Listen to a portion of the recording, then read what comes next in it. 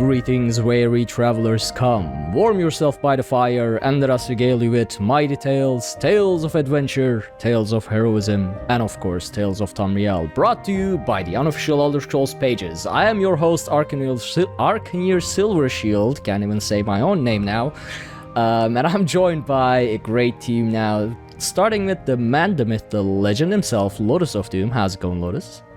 I'm good. I see you've been practicing saying your own name. That's good. Yeah.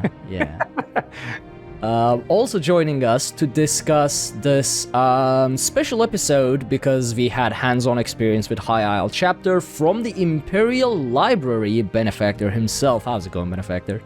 Doing great. I'm glad to be here. It's great to have you here. We got a lot to discuss, a lot to go through. I'm glad you were able to come back too, and this time Ark is actually able to join. The last one was the last one we did wasn't exactly impromptu. It took us like 2 weeks of planning, but nonetheless, I was like, I definitely wanted to have you back. So this is like a perfect opportunity with all the new stuff coming out. So, Oh, definitely, and it's great being here talking to y'all. We all share interest in all of our stories, and it's great being here. Yeah. Yeah, and I'm really happy that I'm catching up with guests that I missed and really wanted to actually do a show with, so... I think every time I've interacted with you, I've never actually been on a show with Arcaneer yet. I think this is the first time. Yeah. I think you're right. Yeah, you've been MIA literally every time we've had any type of like voice comm. Hopefully from now on I'll just be able to be here more. But, I was gonna say things have started to settle down a bit more, as anybody on the live stream can see, as we've got our channel not currently on fire at Tales of Tamriel. That's a huge selling point. I mean, honestly, I was talking about this pre-show, but I really didn't think that this was going to work. Because I didn't do a test stream ahead of time. The channel has been offline for 7 years. It didn't even index on Twitch at all. But yeah, so for anyone wanting to join us live, we are now on twitch.tv/Tales of Tamriel, and it's apparently working, which is interesting. Yeah. Shocking. So we got a lot to talk about today, because all of us here, and a lot of the other content creators and press members, like last year, got to test High Isle chapter ahead of time in a special build. We got to join a presentation with Rich Lambert and Gina, the creative director and the community manager for Elder Scrolls Online. We got to do a Q&A, live Q&A, and then we got to actually play High Isle chapter for a week. Now, the build was not all complete. Certainly not. Yeah, so there were bugs and stuff like that, but those were expected. So we'll be talking about our experiences, what we got to see, what we saw, what we got to experience. And on top of that, just a couple days ago, today is actually, that was more than a couple days ago. On 14th, basically, they did the chapter preview live stream as well. So we'll be talking about that too, since it kind of had a, sort of caused a controversy in the community as well, that I want to touch on. So yeah, we got quite a bit to cover this week. Before we get into the news and all the experiences, though, I want to mention from now on, I will be trying to do add timestamps in the YouTube version and in the description of the audio version as well, which you generally see a paragraph under the episode.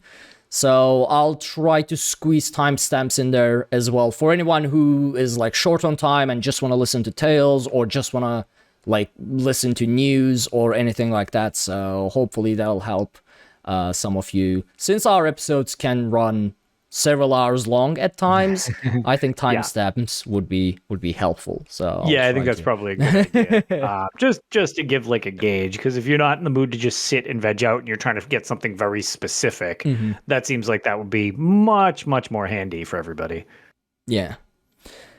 All right, so very small bit of news to mention for anyone who's not currently playing Elder Scrolls Online or who does not own Elder Scrolls Online but wants to try. Elder Scrolls Online has a free-to-play event that will be running until April 26 on all platforms, with Xbox requiring something that is called Xbox Live Gold. I don't know what that does or what does it do. So it's the paid subscription to use their online multiplayer. Okay. That's basically what it is. All right. You need that to play all online games on Xbox? It used to be yes. Now I believe free to play games are exempt from that. But since this isn't a free to play game, it is a free trial. It would make sense that you still need that because of the distinction there. Mm-hmm. Okay. Well, I mean, yeah, basically until April 26, you can play ESO and test it out. You can even play the prologue quest to new chapter, the High Isle chapter.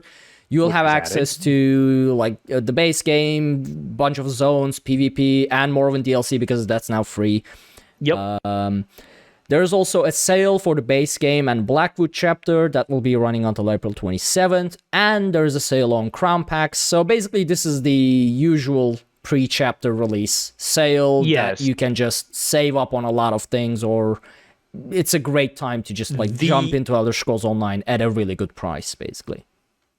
Right. See if you like it. The other thing that's, I think, worth noting just from some people who I've talked to that recently have messed around with this is you will be given actually for if you do buy the game during this free trial, apparently it gives you like, I think it's 500 crowns into your account just as like a thing that you can spend on stuff.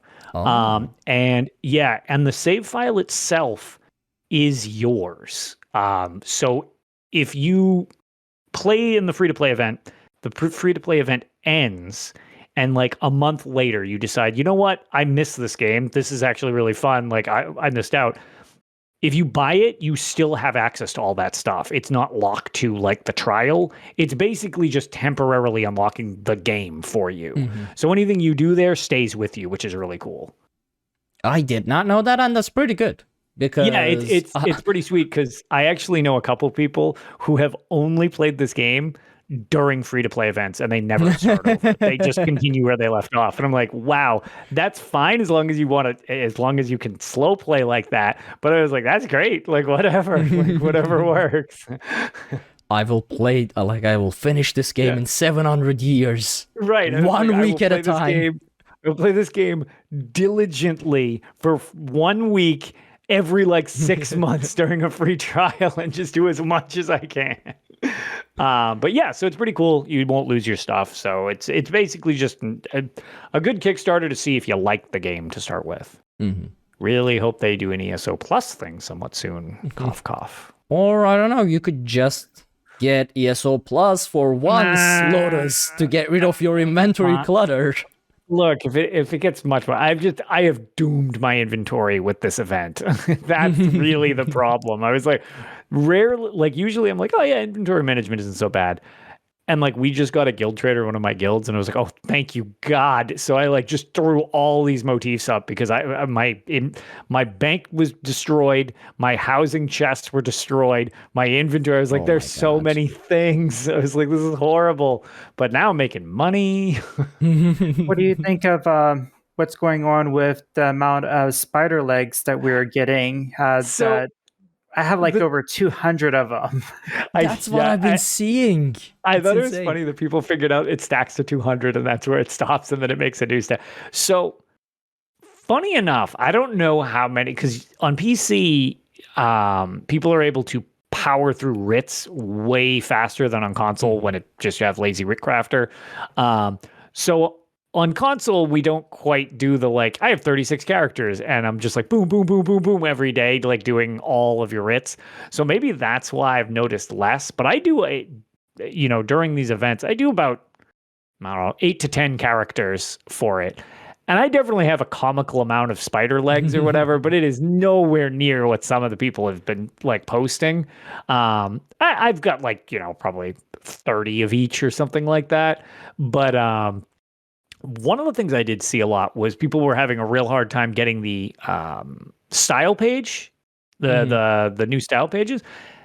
And I've had no trouble with those either. Like, I get one a day and it's almost always different. Like, so I don't know whether it's like I'm an anomaly or if it's like a PC more than us thing on console. It would actually make sense if, since PC players are going through writs faster, that maybe they adjusted the drop rates for consoles compared to what they are on Steam. Oh, that's actually, that might be a possibility. I could see that. Yeah, that could be. Either way, I mean, there's definitely way more of them. Like, they're worthless, and people in Zone Chatter is like, "Does anybody want a pet?" And they'll just give you all 3 pieces. There you go. Like, but yeah, it's interesting. And one of the things I want to shout out, just because I agreed with him on this, Cynical Alchemist from the Quill and Vial podcast brought up the fact that he actually thought it was kind of like a good thing, even though it was a bit overtuned where it was ridiculous. He was like, if you're super casual, you get your pet this event. Like, it's almost impossible not to, like, because there's so many pieces. He's like, that's really like pretty cool, because some of the other things people had to grind to get it. Like, it was just like, no, grind, and you'll be lucky if you get it anyways. He's like, so he mentioned that, I like the fact that it's a little more casual. And if you have all these extra pieces, well, it's better to have more than less, because again, you can just give them away or destroy them. Like, make a stack of the legs and just break the legs. Like, so it's not that big of a deal, but it's definitely pretty funny just because of how many there are compared to other events where it's like, oh man, I got like one style page, and this one's like, well, I have 2,000 of everything. It's like, all right. I mean, it definitely works for me because I don't do the event at all. And you hate writs. Yeah. So I'll just have people, willingly drop a lot of pieces on me so I can actually get the stuff as well. I think I can probably give you enough to make one from my PC character even. And I literally run character. Also, even after this event, the legs are not going to be... It's still going to be useful to new players because they're moving the 5-ticket item that you need to get from the impresario into his assistant, so that you can be able to get it even when no events going on if you had the tickets. Yeah, which I think that's really neat. I kind of wish they would do that a little more often, honestly. So that it's not just like if you've got the stuff but didn't get it during the event, you could have access. It's the same thing where you can get like the crystalline skin from like the New Life. Well, if you have the writs, it's like, okay, well, I can just do all these deep winter charity writs or whatever it is. It's like, oh, that's pretty cool that that's still an option. Like, I like when you can collect the crap during the event and then you can use it whenever, as long as you have the pieces required. So that's another event that I'll let everyone else gather things for me. I refuse to do writs, which is gonna get me beaten up in the community one day. Like, people will just come at me with pitchforks and torches. And the day you meet Benevolent Bodhi in person is when he bludgeons you with a bag of provisioning materials. I am fairly certain he's gonna smack me. I feel like you're leaving gold on the table, though, by not doing your writs. That's my thing. I already have like 6 million gold and nowhere to spend it on, so I don't know. See, that's just it. It's like my big thing was like, I need to buy all the houses for my achievements. I need to buy all these other things. I need to buy every motif that ever exists because I'm not going to farm some of these things. And it just adds up. Those, oh my God, those ancient Daedric ones were so expensive. My RNG was so bad at Deadlands treasure maps. All right, so the big topic of the day, well, I mean, I guess for us it will be the hands-on experience, but considering that was the exclusive thing, let's talk about the preview stream. So on April 14th, as usual, there was the main show of the preview, which was led by creative director Rich Lambert, art director CJ Greb, and writer-designer Taylor Sire? I don't know. I'm not sure. But so they had the put your names because we appreciate you. There you go. Yeah. So they had the usual roundtable studio, pre-recorded, edited preview event, like the main event, talking about all things High Isle. So they talked about the art direction. They talked about the zone. They talked about why they created some stuff. They talked about the Breton lore, all of which without going, too much into detail. But it's a really good watch. It's always a good insight into what the developers are thinking when they are, coming up with all of this stuff. It's on their YouTube channel as well as on their Twitch channel. So you can definitely check it out. It's all recorded and everything like that. And the main event was followed by the post-show, which people were expecting, to see more of the zone, to see more of the content that was going to be available with High Isle chapter. However, to some people's, I'm gonna say, disappointment, they did a very long Tales of Tribute stream where they showcased what the card game is and how it played. They basically PvP'd real time while explaining all the details and the action, like why they were taking certain actions, what everything did, and stuff like that, while answering questions from chat. And for someone who is interested in the card game and failed to figure out everything about it during my experience on the hands-on preview build, I was interested in it. I was trying to learn how things were working, but some people didn't really like that it was all card game focused. Not that the card game was shown, but the fact that it was focused fully on. It wasn't even game. just the majority focus. I mean, it was essentially the only focus. Yeah. So the entirety of the 45 to 1 hour, I think, post show was the card game. So that was one part of the debate that started in the community, and another sort of controversy that started from the live stream was the fact that they were deleting certain questions from chat that was related to PvP stuff. And I am pretty neutral about it myself, because I understand why they did it, because it's always the same answer to the same question when it comes to PvP or Cyrodiil performance that they've been answering for the past 2 years now, or I guess it's longer than that. I understand that they don't want to take attention from High Isle and Tales of Tribute and everything they were showing to that. But and a lot of the community is from what I've seen understands that. The issue was apparently that they could have just ignored it. That a lot of people. It's a little weird to delete them as opposed to just not acknowledge them. It's okay, that's fine. Yeah, that's because people post. I mean, I can barely keep up with those chats anyways. It's just comically over the top how much chatter is in them. So without a bot, you essentially can't even read that chat unless people are post exclamation point dragon to win. And it's okay, well, I can read this because 8,000 people just posted exclamation point dragon or something like that. But more often than not, you can't really read anything. So yeah, I mean, it's a little bit of a weird look, but I don't know. Honestly, if other people weren't making it into something, I guess I probably wouldn't have really considered it something. And I still sort of kind of don't. The only thing I will say, as a proponent of somebody who likes PvP, but then, it's a little strange, but again, maybe this will amount to something beneficial later.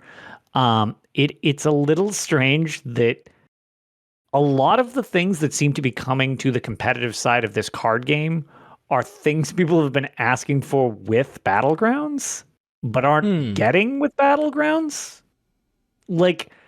So it's a bit of a weird look, I'm not going to lie, that it's just like, yeah, we hear what you're saying, but you don't get it in the thing you're asking for it for, which it's like, but the only thing is maybe it was designed using this as like the test bed. If this works, okay, if they apply this to Battlegrounds afterwards, then that totally works. It's a weird look because we don't necessarily know that that's the path that's going to happen. And with the amount that PvP is definitely on the back burner, the fact that people are like, yeah, sure, we're not going to get squat. Okay, yeah, I can understand thinking that that's going to be the case. But it's a weird look, I guess, that just like there's a lot of focus on this from a, PvE thing, which is my interest, which I guess I can preface really quickly. I have a moderate interest in this. I don't play CCGs. I learned, I made no bones about the fact that I literally learned how to play Magic the Gathering so that I could understand what a CCG was, so that I could learn to play Legends. Like, I had no idea. And then when it comes to this, people have equated it to all these different things. Whatever. A lot of my friends like cards. They can show me what to do. We can get into messing around with it. I essentially was pretty, what the hell am I doing when I was on the test server? Like, I was just kind of fumbling around a little bit. But I got to mess with it more or whatever. But cards are not really, like, this is not super interesting to me. Will I try it? Will I mess around with it? Sure thing. Absolutely. But this is not something that I'm like overly hyped about. I'm more just like interested in checking it out and seeing if it is something that I end up liking, because sometimes I'm surprised. But on that aspect, I'm interested in the story side and the PvE version. I have negative interest in a PvP version of this card game. Like, just objectively none.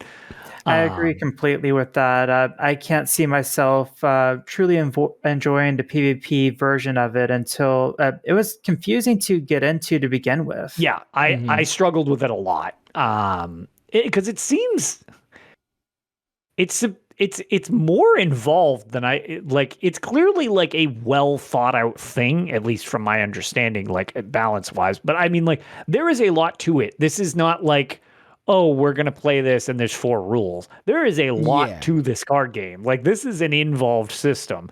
And it's just from that side of it, it's like, yeah, I will do it to get achievements because I love getting achievements. Story because it's like, oh, cool. Like, I guess there's like storyline to it. It's like, awesome. That's totally why I'm interested in it.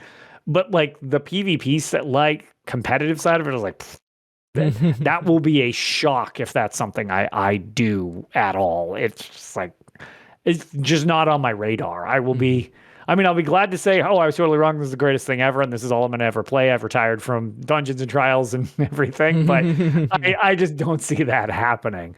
So like, such a heavy-handed focus on it. And I think they're trying to just get across the fact that people just like to shit on things. It's just what the community does. Like, not just this community, it's gaming community and just people in general, I guess. It's like, this isn't exactly what I want. I hate this. And it's like, so I get them trying to emphasize, like, look, this isn't this. We put a lot of work into this. We think you'll like this.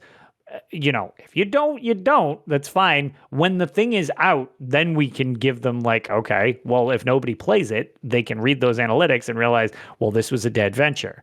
But it could also be like Robots said, where he thinks it's like the casual market's going to eat this up and it's probably going to be the most played thing in the game. So I mean, who knows? Like, during the preview event, Taylor, like, she leads the sort of questionnaire between Greb and Rich.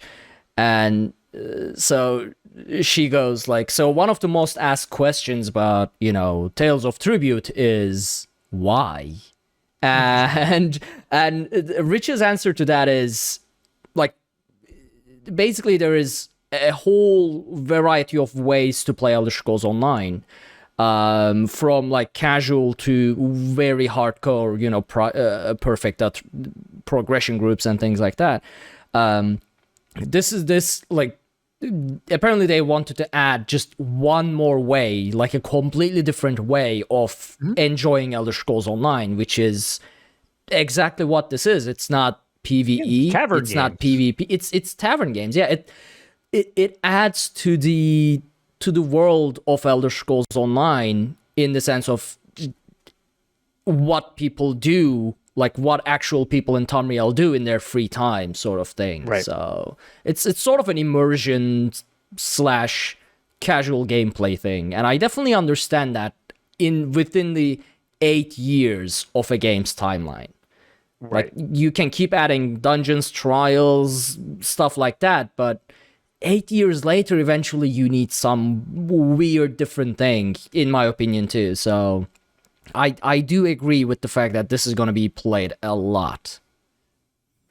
I think it will be played a lot as well. One thing that really surprised me about it was that they were inventing a brand new game instead of incorporating a game that they already had, Legends. Years ago, I actually expected them to incorporate Legends into the Elder Scrolls Online, but it ended up not being the case.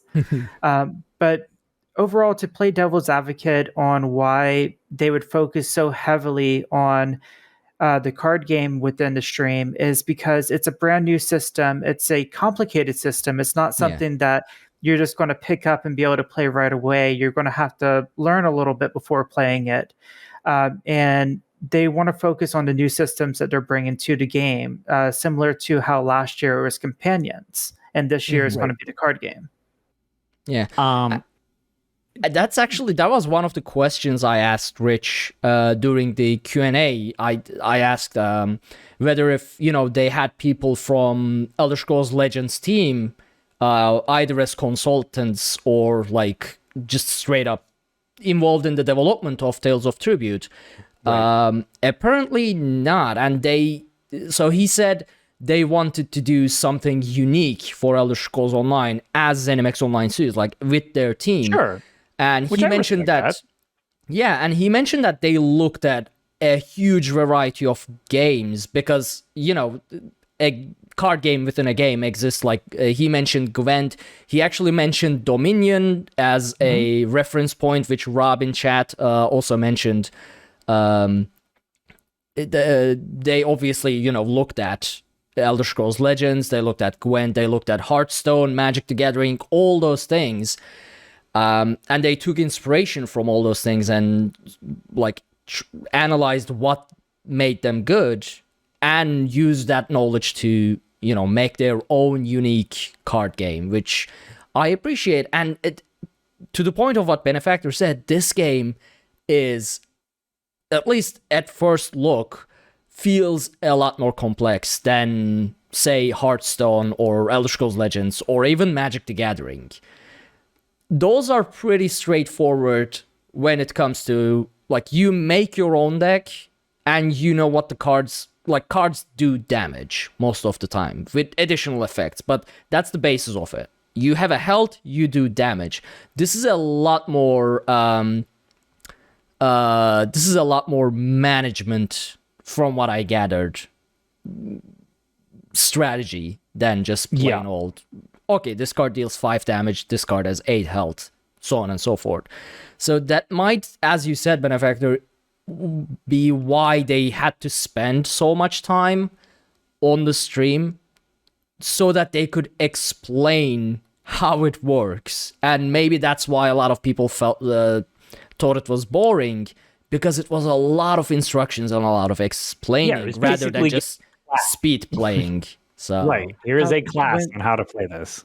When I played the game, it made me feel more like a merchant than it did as a warrior.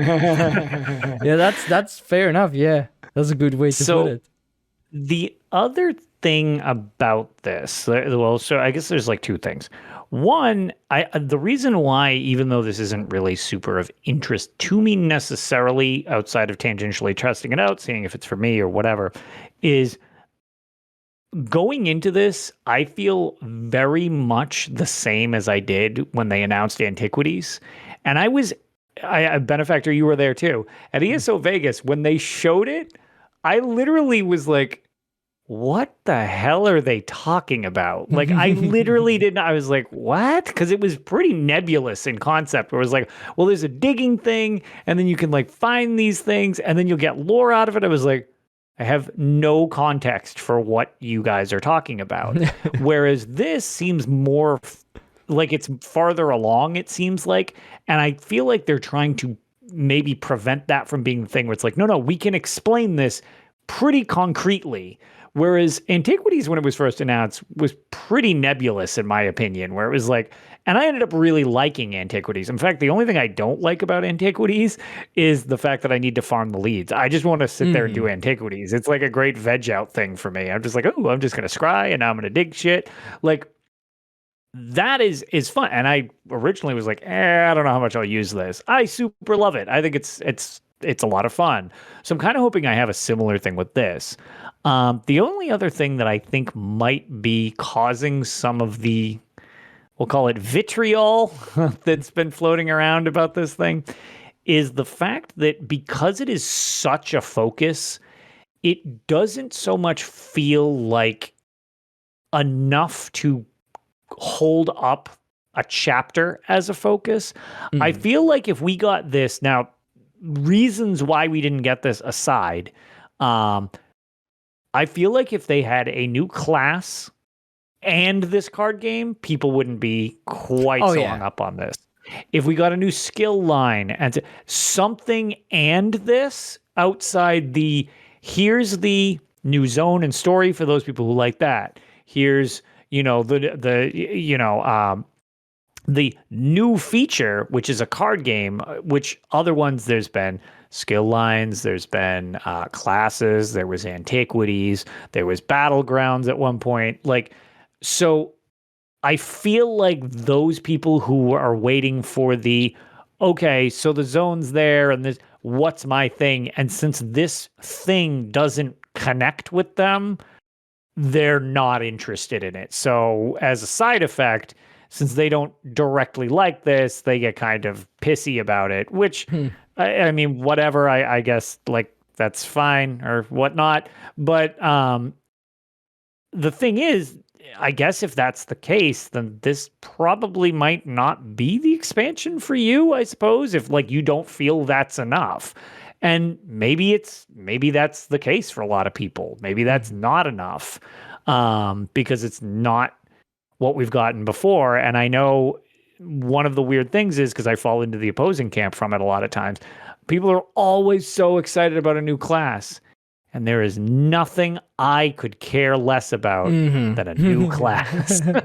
Like, and that's such a selling point to people. And I couldn't care less. Like, I hope they never add another class. If it was my thing. I mean, other people like it, so whatever, give them a class or whatever. But I don't want to, like, that's not for me. I would rather something like this. Even if it's not something I like in the end, I would rather something I can do and mess around with it personally. To be fair a bit, with this new chapter, we're also getting 2 companions. That's true. And unlike with other previous years or whatever, to where you would have to own the previous chapter to get that new feature, these companions you don't have to own Blackwood for. Yeah. Which, that, I guess there you go. That's another system. When they announce companions, like, oh, okay, that's fine. I always have a companion out. For whatever reason, I always have a companion out. I just like having them floating around with me. And I think Ember looks pretty cool. So I'm like, well, this is weird because it doesn't really contribute to like end game stuff, which is what I was like, ooh, can I use it to like up? No, you can't. They're fine. They're traveling companions and they can defend themselves and they can speed stuff up a little bit or whatever. But like when I'm doing storyline, I always have generally Mary because Bastion's a tool. Sorry, Bastion. Sorry, Bastion fans. But like I always, and once I get these characters, like the new companions, I'm going to deck them out and stuff again and have them follow around with me. That was another system when they announced that. I was like, okay, sure, companions, whatever, man. Like, so I keep not assuming I will get as much use out of the stuff they put in. And then I do. So I guess I'm kind of like, yeah, this doesn't really jump out at me, but I don't know. So far, I've enjoyed the stuff they've put in. So, and again, not everything needs to be for me. So, like, if this ends up not being something that I care much about, whatever. Then, like, it's just something I can just do and mess around with. Like, I never duel. Like, that's something they put in the game. Duels. Once I got my win 100 duels achievement, auto decline on for eternity. We will never duel again. Do not ask me to duel. So another thing is, like, as to why they may have gone with a completely different system from a, like, technical standpoint, which this is complete speculation, but so they have been, for the past couple years, working really hard on getting the game stabilized and performing better, which involves going through the entire code base, which is an absolute nightmare.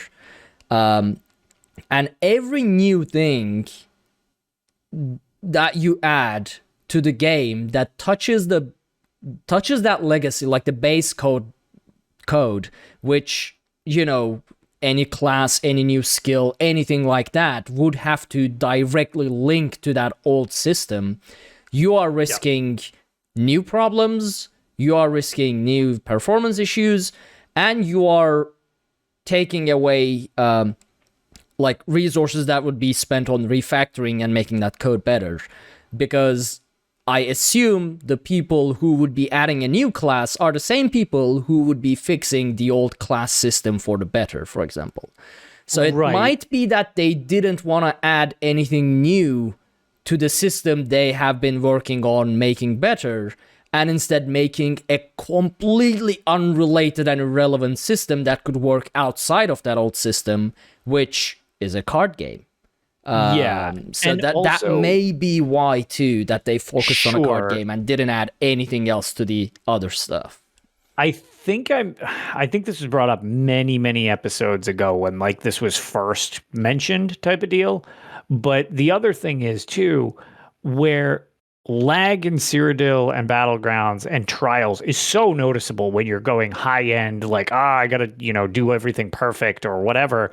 If you lag playing a card game, it is not the same problem as if you lag when you're trying to do, like, Cloud Rest +3 or something. Like, everybody isn't going to blow up, and it's not going to cause a wipe, and everybody's going to have to restart. It's going to give you a brief pause. And as long as it doesn't take more than 30 seconds, I believe was what they said, for a turn, you're fine. Like, you know what I mean? It's like, it's, to your point, it's much less strain on the system while they're doing all of this stuff to improve different things.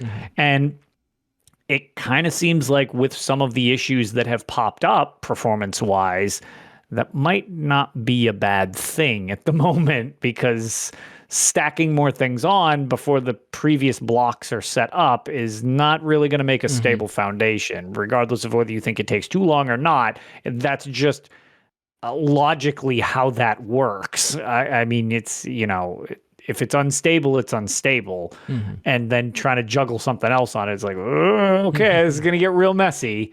And there's limitations with the previous hardware for console side, which is going to be frustrating for anybody not confined to that. But in terms of market share, they obviously want to have things on as many things as possible. The next-gen consoles are still incredibly hard to get a hold of.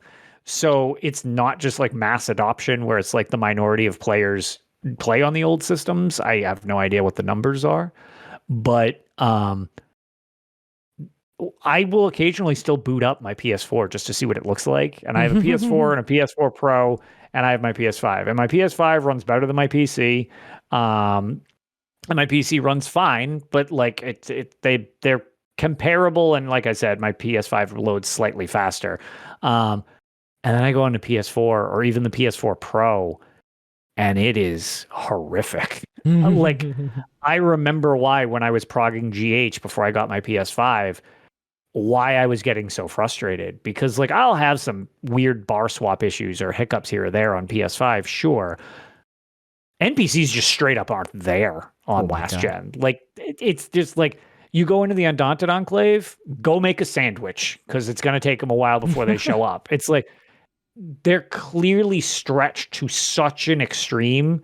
You're going to try to add like another class. Like, I get it. It's annoying that that's the case, but like, it's a weird situation that I think they're juggling, and they're trying to not bring it up too much because you don't want to like necessarily cut off your players who have been there on last gen. Like, what if they just simply can't find one or can't afford it because it's not like the world's in that great of a place at the moment? Like, maybe you can't shell out $500 for a video game console when you have something that's already there. So it's like, I think that's a restriction that's unfortunately kind of got their hands tied, maybe more than they want to let on. Yeah, could definitely be. I mean, there's always technical difficulties that will be holding back an 8-year-old game. So it's gonna become more and more apparent as the time goes on. And another thing is, which I'm curious about your opinions on this, especially you, Benefactor.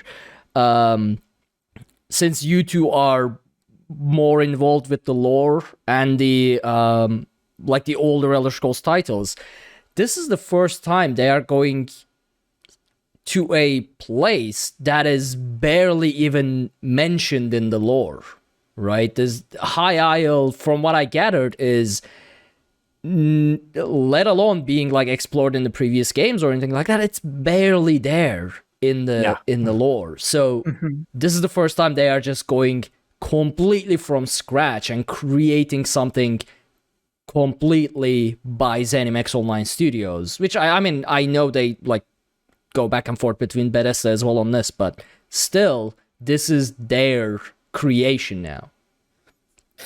Previously, compared to other places that we've visited, High Owl has only been referenced 3 times within any of the previous Elder Scrolls games. There was the Redguard map that showed Sistris, and that's where the name came from.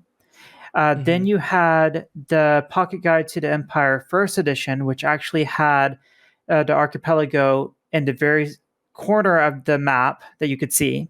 And the third reference was back in Arena, when the Druids of Galen were originally mentioned with the character creation for Bretons. Oh, so that is, that makes it even more interesting. It's so cool. Like, I love that they grabbed that stuff. When I was playing through Arena, and I was like, when I walked into Fang Lair, I'm like, what is this? It's like, I love that ESO grabs at that stuff. I think that's really, really awesome, because when you have the entire world as your MMO of, Tamriel, that's what you want. Here's stuff and also here's some new stuff that we haven't really delved into. So I think that it's so cool. Like, I really enjoy that. I really love that they look back to the very old games and they're actually pulling concepts out of them that had been forgotten about by the majority of the community, but they're still there. Some examples from earlier chapters would be the Raftstone. You actually collect that to find the Halls of the Colossus in Arena. Also, you have Selene, who is a god reference in Arena that they brought back and for ESO as a boss for one of their dungeons. And they're really looking back to the history and actually being true to the full history of the Elder Scrolls, not just to the Morrowind or the Skyrim fans, but to the whole series as a whole. Yeah, the Selene thing is probably one of my favorite, because that was, I mean, the Halls of the Colossus thing was really cool when I played through it. I was like, whoa, what? I was like, I'm literally starting the Elsewhere story, like back in Arena. Like, what is happening? But like the Selene's Web thing, like going to Selene's Web in Arena, I was like, what is going on? And it's still got like the creepy spider vibe thing going, because again, the older games, as you know, Benefactor, have some very 90s stuff to them. And like, I remember walking around and it was like, I found the spider mating dens in Selene's Web. And I'm like, oh God, it's just been a running theme that it's just horrible spiders everywhere with her. But it's like her little forest realm as like a forest god is like, it's really cool that it's like, those are references I had no idea some of the polls originally when I started ESO that went all the way back to that and stuff like that. I mean, even with Blackwood, they redid Gideon.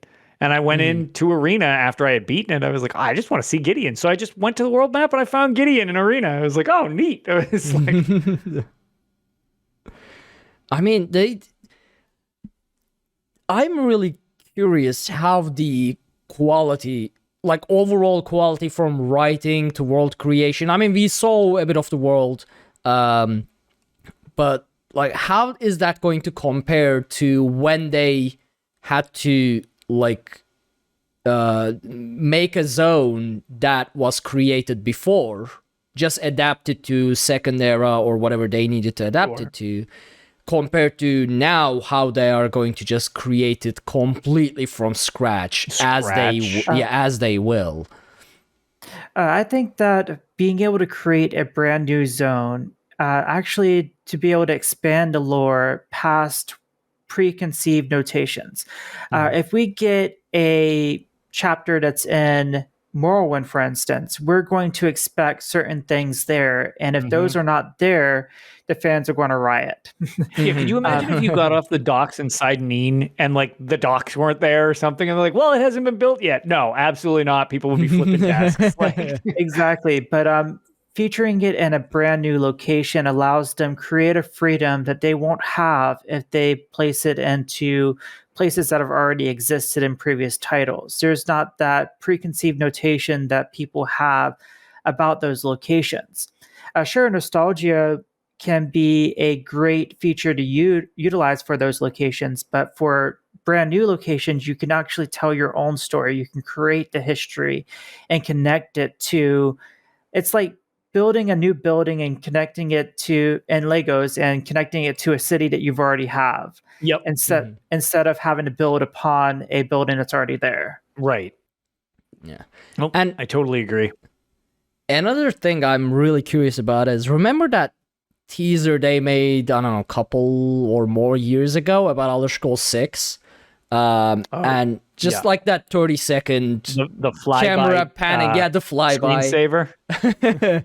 and like people dissected it with the, you know, shadows and sun angles and geography, sun and and that city that is assumed to be, you know, the town next to the crater in Shadowkey and things like that. Yeah. So the conclusion to all those discussions was that was the border, like the video panning was the border between Hammerfell and High Rock.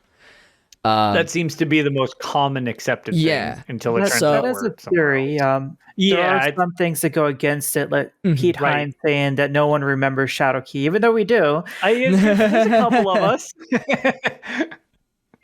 So if Elder Scrolls 6 does indeed take place in Hammerfell and High Rock, and takes, you know, like the story revolves a bit more around maybe Bretons, and if they plan on going to High Isles in Elder Scrolls 6 as well, then this would lay the foundations for the first time from Elder Scrolls Online into a single-player game. Expansion, yeah.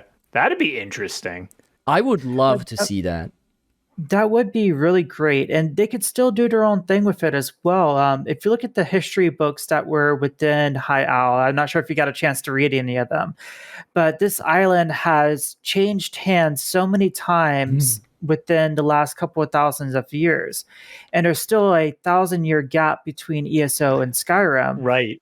It could have changed hands plenty of more times, so they could still do their own thing while also being able to keep that history. Yeah. I don't know. I'm really excited about this chapter, regardless of the, you know, the mechanics that are like gameplay elements that are being added with it. But within itself, the fact that it's going to be a whole completely new thing in Elder Scrolls is exciting, because it's been so long that we discovered something new in Elder Scrolls. I mean, obviously, when you go into the lore, because it's so expensive, you can still discover new things, but those are created like several years ago. You are just discovering them now because you didn't do your true research or whatever. But this will be something completely new for the first time. So, and in the past of the game as well, not like advancing in the timeline. It's just within the past, a new history to be discovered that they're gonna write it down. So yeah, I don't know, I'm excited. There was also Fargrave that we got last year, which was pretty great. But this is the first time that we got somewhere on Tamriel that has history that connects to the races, the Bretons, the Imperials, and to that vast history that they already had. Right, and that was something I actually wanted to mention too. I'm glad you brought up Fargrave, because the other thing besides just Fargrave was how much it was almost like a bit of both, where we had seen the Deadlands, but not seen it so expanded upon, where it wasn't just all, okay, here's your generic hellscape. It was like, depending upon where you went, there were like the toxic areas, and then there were the storm, the maelstrom areas and stuff like that. So they were even able to expand upon that.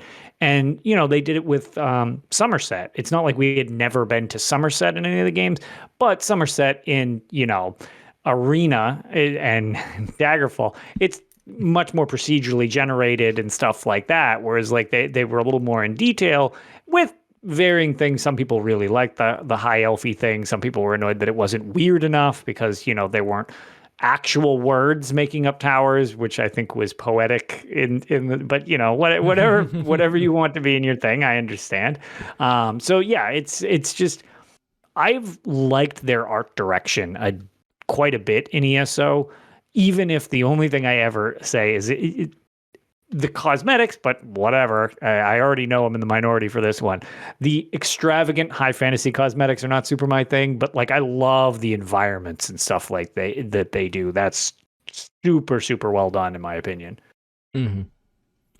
So, yeah, I guess that's pretty much about it on the preview event stream itself. On this, do you guys have anything else to add on the?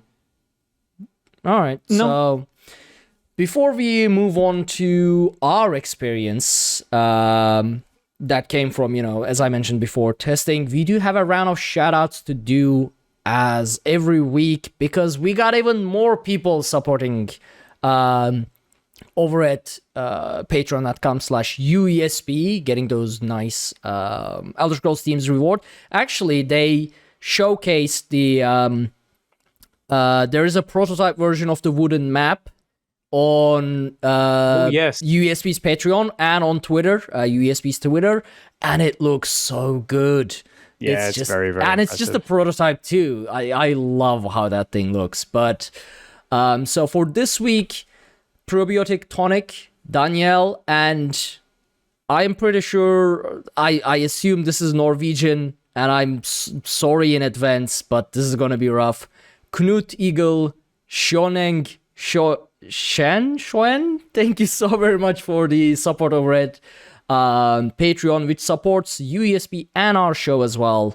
And I'm sorry for the butchered names as always. There's so many people from around the world that I never know how to pronounce, like in which language I am supposed to be pronouncing things, but it is really, really appreciated. And we do have an iTunes review as well this week, which is a 5-star by jhole0329 that there's a part in it that I love. So it is titled A Go-To Podcast.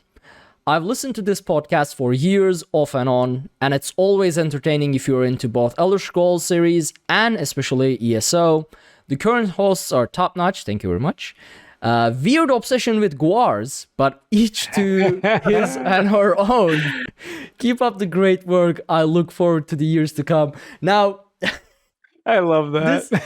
This made me realize the whole guar war between me and pretty much everyone else in existence is 8 years old. That started when I first emailed Tales of Tamriel as a listener and send them that the graphic I made about guar being a fusion of multiple creatures. Yep. And Yeah, go ahead. What's great about that is that the love of Gwars actually goes back to early Morrowind. Back during the very early Morrowind days, everyone used to love Gwars, and you'd have fan sites that would pop up just talking about Gwars. One was National Gwar Graphic. And for a time, Bethesda actually had a National Geographic poster with a Gwar on it. Wait, really? Oh, that's amazing. I can send it to you after this. How did I never know this? I didn't know that either. That's incredible. Oh my god. So I just brought up the email I sent as well, and it's dated April 26, 2015. So that's how far the War of Gwar has been going. A 7-year saga. Yeah. But I had no idea people had fans like in ESO. I know people like, oh, Gwar's adorable, and I'm like, there's no way you find Gwar's adorable without some weird magic involved. But the fact that people had fan sites and everything like that, this runs deeper than I thought. I'm telling you, there's about 2 or 3 of them back in the day. That's amazing. This just further proves that Gwars are dangerous. I mean, this plays right into my hand. And this is where the show immediately cuts arc. Oh crap! I don't have control over anything. Yeah, you no longer. This was my plan, Lotus. That's why I brought this channel back up. Damn it! Yeah, there's no Gwar propaganda on it. Oh my god! But yeah, that's a great email. That's so funny. So we will roll into our hands-on experience, but before that, as our newest custom, we are gonna have a short break, and we'll get right into it. So see you all in about a minute. Welcome back, travelers, to... And you just said something there, it's fine. Yeah, we'll just roll with it. You know, that's back. The fun segue right there. We are back to talk about our hands-on experience with High Isle chapter, where we got to test it for about a week, as time and stuff allowed us to, as much as time and stuff allowed us to. We got to play the card game, we got to run around, we got to read stuff, although I didn't read anything. I was too busy looking at the ships. That's gonna be a theme and stuff for me. like that. So yeah, there's reasons I don't do PTS, and it's because I really wouldn't provide a lot of good feedback. I was just like, ooh, and just like sunflowers. Yeah, I definitely have some interesting stuff that I'm pretty. Other than shiny stuff, and I love the way the environment looks, the pirate vibe. And like the high seas, the big fan, especially because it drops in June. I have this weird thing where I've mentioned before that based on the fact that New England is just like all of the seasons, whatever, man, when it syncs up with how the season actually is, June is just summertime here. And it's like last year was Blackwood, and I was all about that life. I was like, oh, it is a swamp, it's so humid I could die. Like, and now we get the beaches and high seas stuff, and I'm all about it because it drops in June again. So I'm all on board for this. But as much as I loved Greymore dropping in June, I was like, drop this in December. Like this has no place for me right now. Then also the music that goes along with High Isle just brings it all together, and is so good. One of their best soundtracks that they've released so far, and really makes you want to get into that exploration mode. So that title music, as everybody has joked about, is just straight fire. I really love the meme of the Brad Derrick, could you just punch us up some new title screen music? And it's a picture of a person playing the piano on a beach, and the piano is engulfed in flames. And I'm like, yep, that's pretty accurate. Like, I've always loved the title musics of Elder Scrolls from the beginning. Agreed. It's like every title is unique in its own way, but you can like hear the same tunes in the this one having those vocals, like when the chorus hits, I'm like, let me go into battle somewhere. Yeah. And then it doesn't play in the game, and that makes me sad. Like, I want to play during the boss fights with that title music, so I have to open it up on YouTube on the side. While you're sprinting up the beach into combat. All right, so on the music note, if we're going to get into this is one thing that I think is so borderline not even acknowledged so far, but it's coming with the chapter, and I think it is amazing. I censored myself because I was going to drop some swears before how amazing I think this is, because it is, as a big fan of all the music from the series as a whole, there is a feature supposedly where you will be able to pick your title screen music from any of the previous ones. That's pretty neat. That's going to be wonderful. I love that so much. Like, it is such a small quality of life thing, but I'm not going to lie, sort of get sad that the only way I can see that original startup screen, like at base game, is to like try to remember it, try to look up this thing, and play it off the like album, because it's just not there anymore. So each one of them is unique and really cool. So I love the fact that you can pick what you want for your title screen. I think that is a great feature. And it is so just like nitpicky. Like, most people might not even ever realize that's a thing. Shame on you for not listening to this podcast and remembering this very specific 1 minute part that I mentioned. But yeah, I am all about that life. When that comes out, I'm going to spend about an hour just going through each of the titles and just being nostalgic about every time those titles were part of the startup screens. Because there's been some really good openings that they've had over the years. Yeah. The only thing about that is this feature should have came with Somerset chapter, so that I could save my character from being in Somerset in that title screen. That would have been nice, but you know, better than never. Yeah. So, all right, Benefactor, I want to start with you. What has your experience been? What have you focused on in High Isle during your time in testing? What are your thoughts about it? So for High Isle, I started out looking at the first thing that I do with any chapter is I run zigzagging all around the islands and trying to explore new places, saying, oh, what's over that hill? What's over this hill? And just going everywhere to see if I could be able to discover every location and take in the view that you have. I remember running across the beaches on the western beach of the island, and there was these giant skeletons that you would see that had washed ashore, and each one kind of told a story of these sea creatures that had died and been washed up upon the shore, and you had birds that had been picking at them and things, and are being able to see an island cities in the distance and be able to go there and be able to view the different settlements. It's a really great experience. Yeah. From there, go ahead. From there, I just the one thing that I mainly was interested in is getting as much lore as I could from the short amount of time that I had with the preview server, because I couldn't play every day. Sure. So I spent a good amount of time in the Mages Guild of relogging and checking the bookshelves for new books and sorting through all the new lore.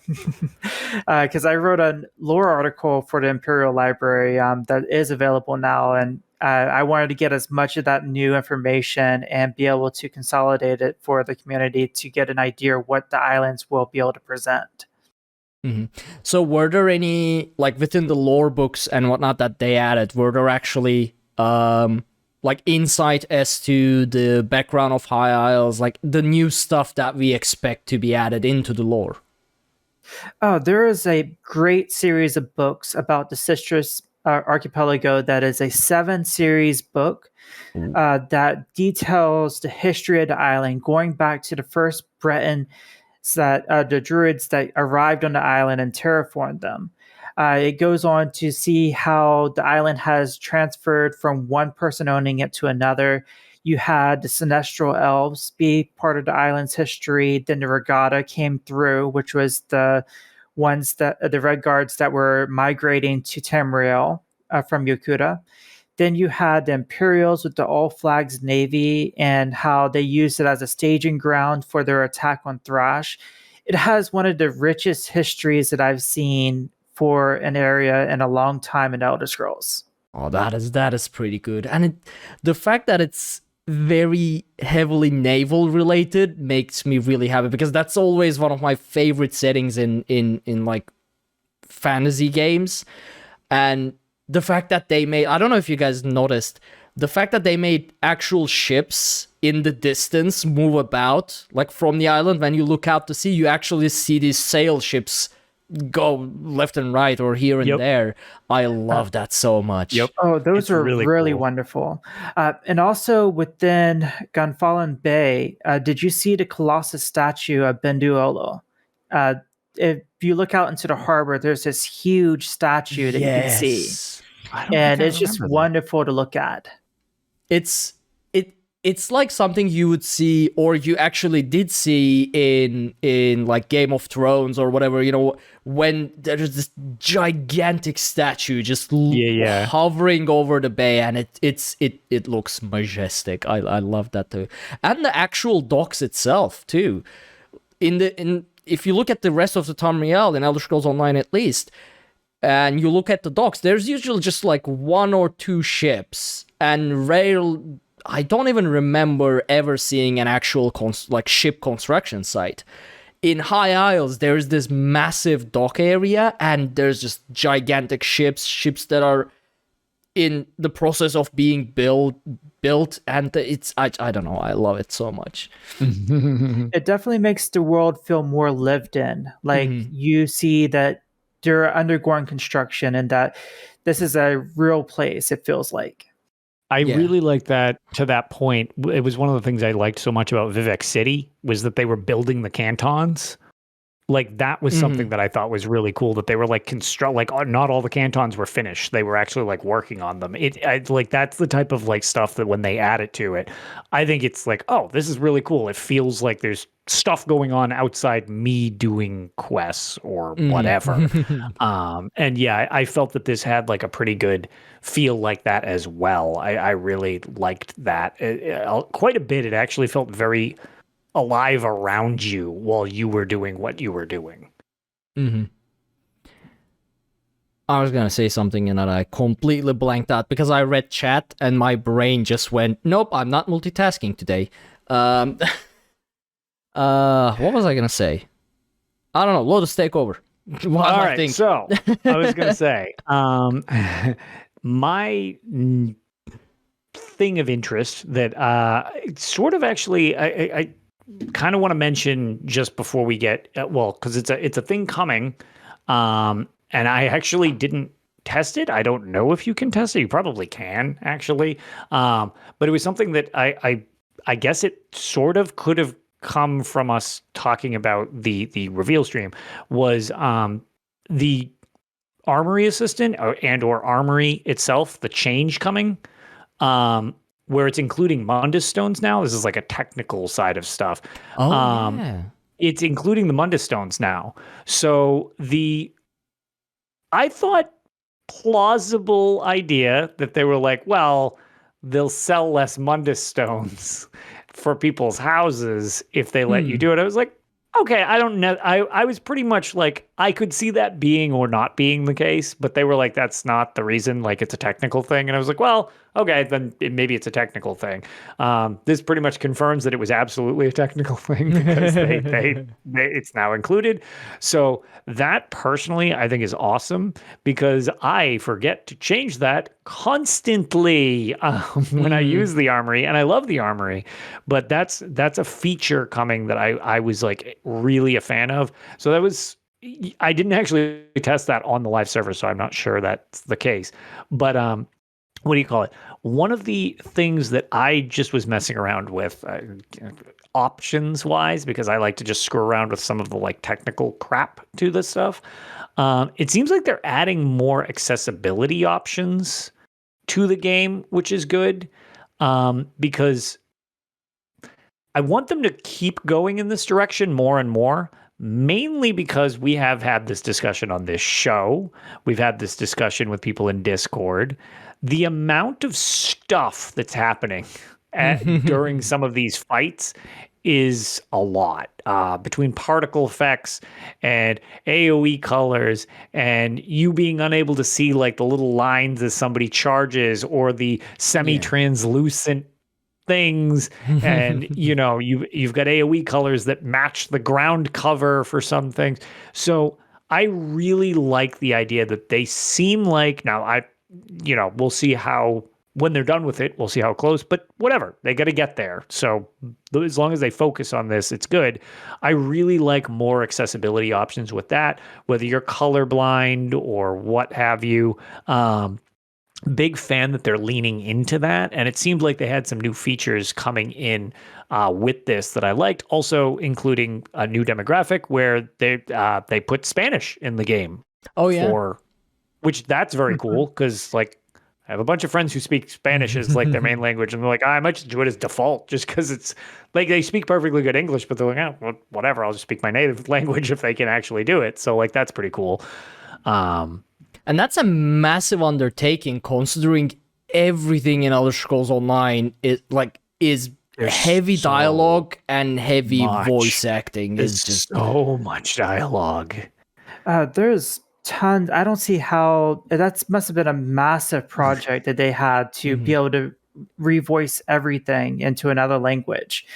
I did want to touch back on the armory really quick. I'm not sure if I've seen it mentioned anywhere before, but we did get confirmation that the Twiceborn star set is going to allow you to store both of your Mundus stones for that set. Oh, yes. It never even occurred to me that would be a requirement. That's actually pretty good. Yeah. That's neat. I think it was on the. This is weird. This is why I'm not good sometimes with the what's where.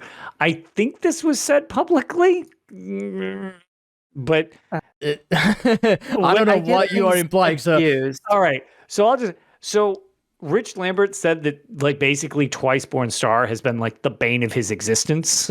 I can understand that because of coding around that. And I think it was on like one of the streams they did where he was like, people don't understand how complicated just having this one outlier set is to coding. So like the fact that I bet you that probably was part of the reason that we didn't get Mundus stones right out the bat. Beyond them being like overworld, it's like, oh god, we've got to find a way to make it work for this one set. So I get the feeling that sometimes you get something weird like that that's just like this huge holdup. So like, yeah, obviously that's very cool, but it's so specific because that's the only set in the game that actually has any relevance to it. I hate exceptions like that at work. It's just you build a beautiful system. You build a beautiful system that can work with every other system, and then out of nowhere an exception just like that comes and destroys everything you've built. And it's like, I wonder how many sets have been proposed to the team that might have been an exception like this that they're just like, no, because of the issues that they've had previously. Yeah, we learned. I would imagine a lot. Yeah, yeah. It's like, no, you don't get that set. You can get out. So yeah, there's that. We talked about the fact that I agree with you guys. I think the new scenery looks gorgeous. I spent a lot of time just literally running around, looking at stuff. Why don't we address what our takes were from what we've seen? I hope everybody enjoys hearing about the card game as much as everybody complains about it, because we do need to kind of just touch on it. Although this will probably not be super in depth, so we're not going to be doing the tutorial exhausted. If you want to learn how to play, definitely go to them or somebody more skilled at explaining this than I certainly am. I wasn't completely lost messing around with it. but I really did not feel like I had a very good grasp of any type of strategy while I was playing. I was kind of just poking at stuff. Granted, I did not give it a lot of time because I would much rather mess with that more on the live server, because I wasn't going to be forming strategies and producing guides to have like on launch day. So I'm like, what the hell do I care? Like, I just want to kind of get a gauge for myself. So I messed around with it a little bit. It's definitely pretty in depth. It seems like it will take a decent learning curve if you don't have experience in cards. I mean, both of you can let me know afterwards, like what you think compared to what I did. But yeah, I messed with it a little bit and kind of resigned myself after, I think, 2 games or something, that I was like, okay, good enough for now. Like, I don't hate it. I was just like, okay, this is something that's going to require some effort on my part to understand what the hell I'm doing. And I didn't really want to do the story or any of that crap on like a test server or the PTS or any of this stuff. It's like, okay, well, that's not why I'm here. So I just wanted to kind of dip my fingers in and see how I felt. And it seemed fine, but I'm definitely not like, oh yeah, this totally makes sense and I got this. I don't got this. So. There is gonna be I feel like harder, like steeper learning curve compared to some of the other modern card games like Legends, Hearthstone, even Magic the Gathering, which is considered a bit more complex, but even still feels more understandable compared to this. Because one of the main thing is, you don't pre-build a deck in Tales of Tribute. Your deck, right, like a shared deck. Yeah, you have those shared decks that you purchase cards in the middle of the game, and that just increases the level of RNG. And from a UX perspective, in every other card game I played, I look at a card and I know what it does, because every information is straight up like right there on the card. There's a huge text in the bottom and you see what it does. In Tales of Tribute, you have to hover over everything to get that information, which I think, at least in my opinion, is a bad, because when I look at the board, I can't tell what I have, what is on the tavern, or what is good. I have to hover over everything individually, and I don't know if it's my ADHD or if it's the same for everybody else. I will forget half of the stuff that I just looked at while looking at the other half as I'm hovering over them. So it'll take a long time to play it play it in a speedy way until I memorize pretty much everything on the, like pretty much every icon and every image, rather than just look at like the map and see, okay, this does this, this does this, this does this. So that is increasing the complexity of it for me. And for the love of me, I never managed to actually how do combos work? Has anyone? I couldn't get the combos work during my time. I played several times. I have no idea. I tried to. So there are combos in the game, right? Some cards have multiple effects that they do, which are listed as like combo 1, combo 2, combo 3, and you get different things for each of the combos. I assumed if you played cards of the same pattern back to back, it would count as a combo, but that didn't work. So I don't know. Maybe it was a bug, maybe it was not. I mean, in our build, there were missing images, and not everything was set in stone, as I mentioned in the beginning. So it may have been anything, but yeah. The next things I'll mention after this are super not set in stone. So, in my opinion, with the card game, what I'm most interested in is the artwork with the cards. From the artwork that I did see, it looked really great, especially for you're going to have images of lore figures that we have never really seen before, like Ogrum and also Red Eagle. We're actually going to get a image for them that we haven't seen before.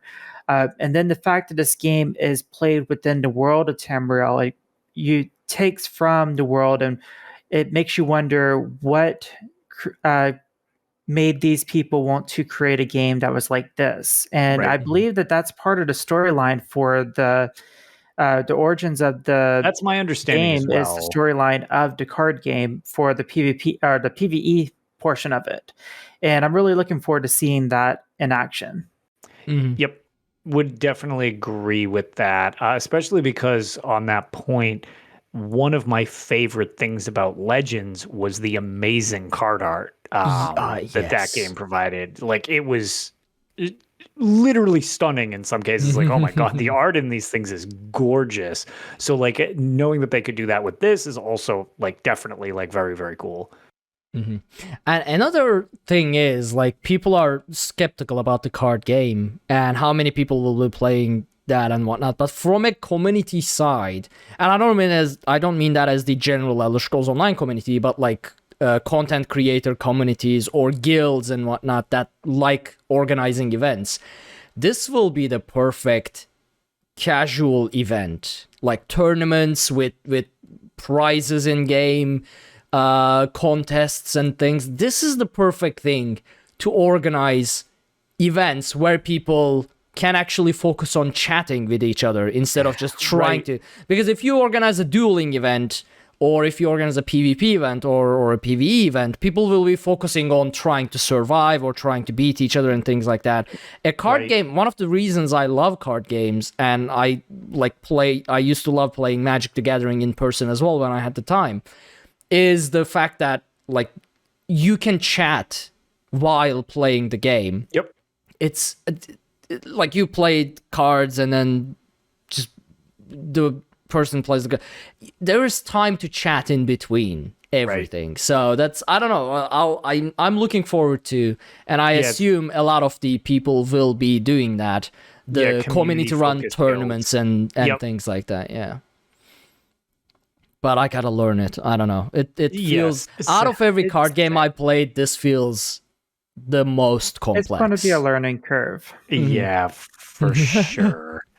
Okay. The other thing that I specifically was trying to just goofing around with was some of the sets and stuff like that. We're not going to get into the nitty gritty of all these different sets and things like that. But there are obviously new sets, there are new mythics, all this stuff.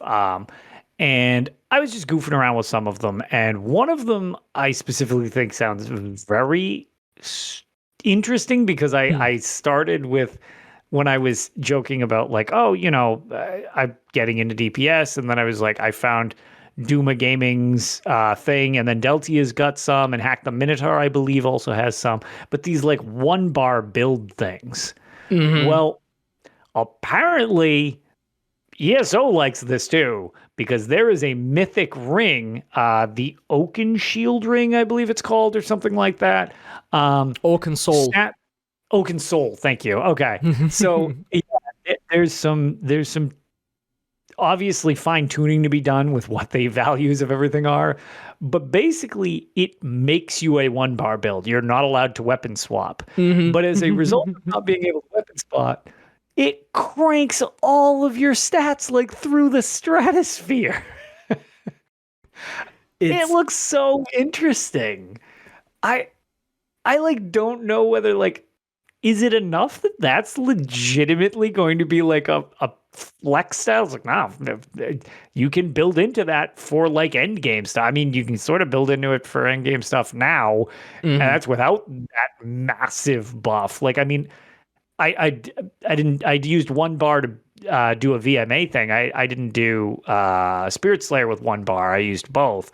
But like at the same time, it's like I would imagine I could probably do that place with 1 bar. I just put a heal to the front bar instead of on my back bar with like, and drop a couple other skills. It's like I probably could actually do that with 1 bar. And then, you know, Duma and Deltia as well. Deltia did VMA and Vadashran with 1 button.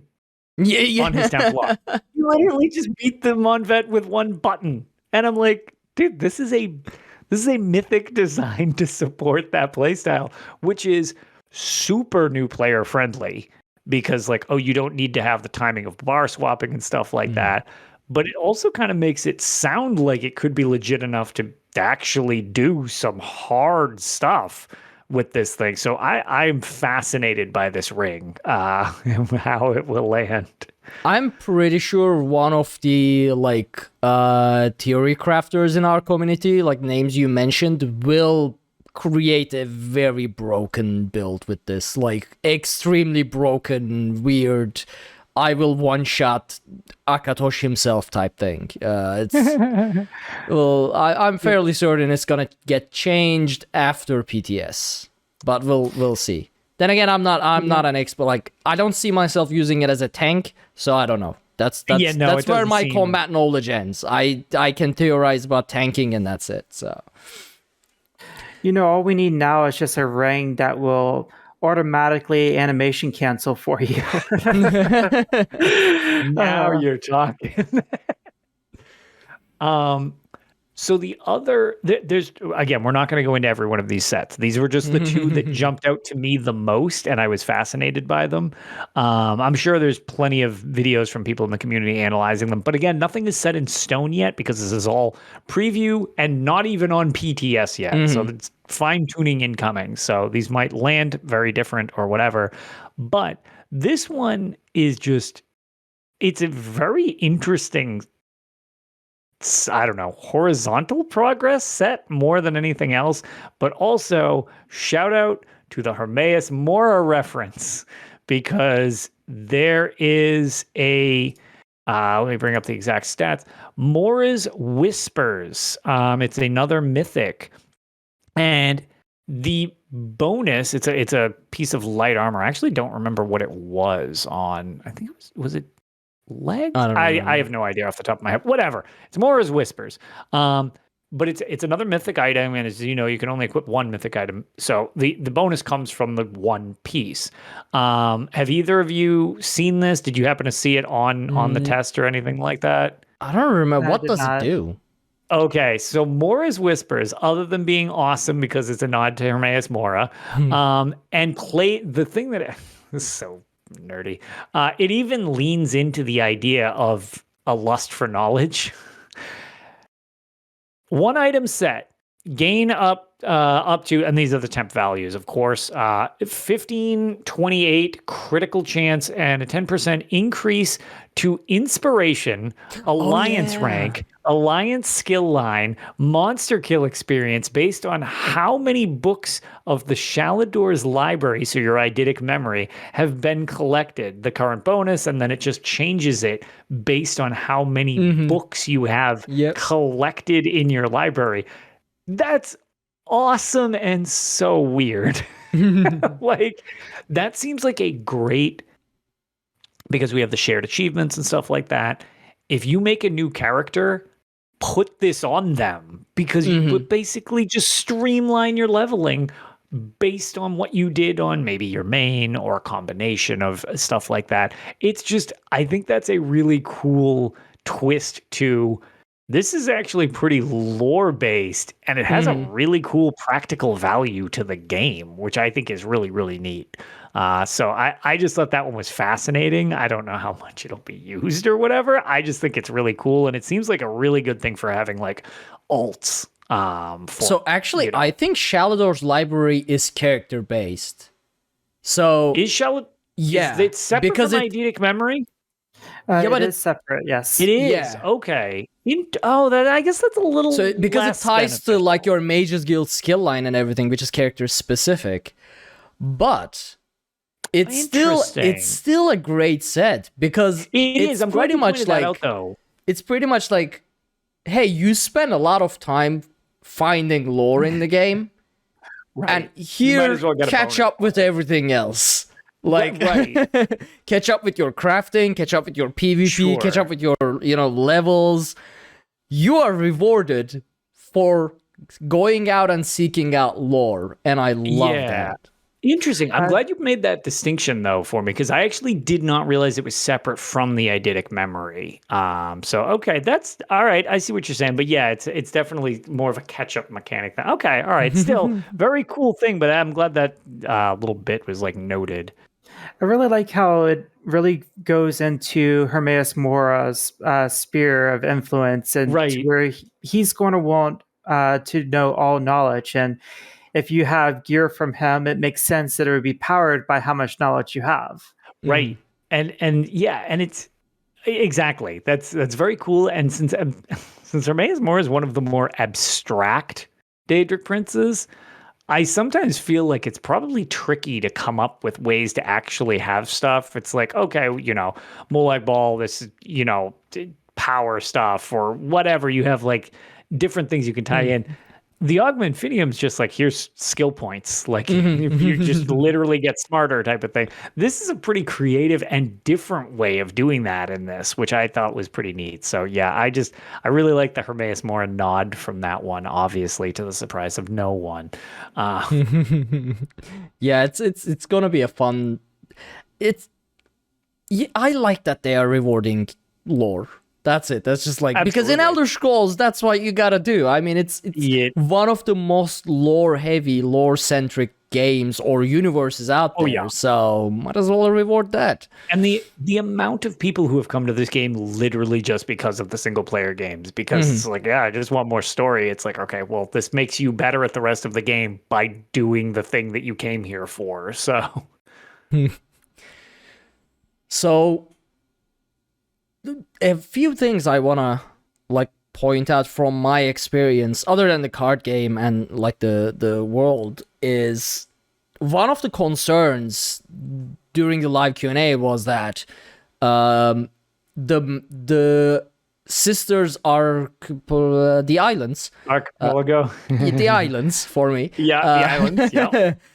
They are on the map very small compared to everything else. They look like you could run from one end to the other in like 3 seconds.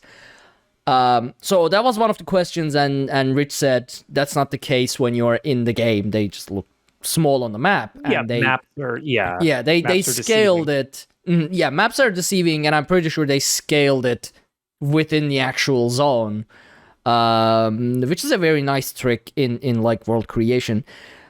It actually it feels massive because it's very really vertical. They went very vertical with this one. Yep. So in for example Somerset and in for example elsewhere, you see these mountains that it acts as a separator that you have to go around. In the main island of High Isles, you can actually get up so much high, and it brings you to these so beautiful views of like waterfalls and bays and enormous castles in the background.